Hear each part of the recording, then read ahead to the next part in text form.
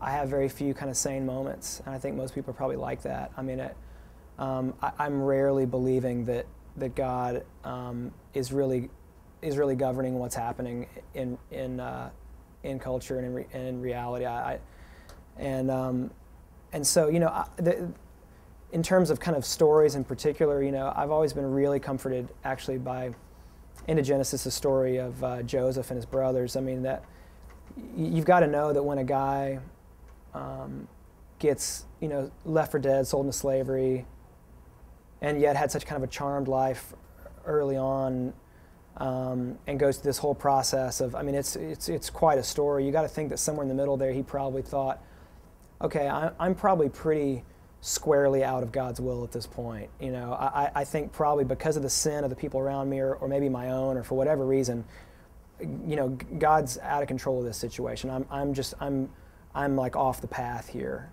And yet by the end of the story, you find, you know, that was the way by which, you know, God raised him up to be what's essentially the prime minister of Egypt, you know, and in a position to save a lot of people, including his own family, from famine. His brothers who come back to him, who sold him into slavery, and don't even know it's him at first. And when they do, ask him if he's going to kill them, and which he probably could have done, I suppose, and in the position he was in.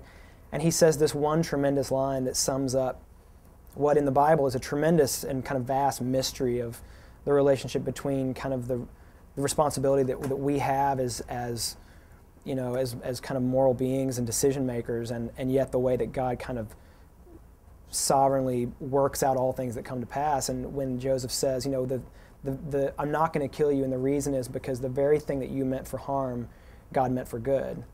And how that's possible is a great mystery to me.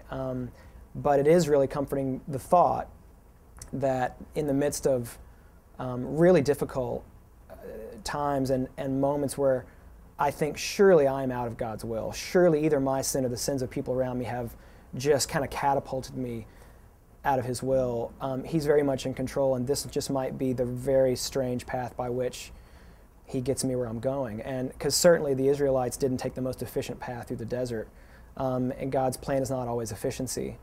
You know, sometimes it's to kind of wreck your life, and in a way that's redemptive, in a way that shows you your need for him. And so, you know, but that story, you know, does bring me a lot of good perspective.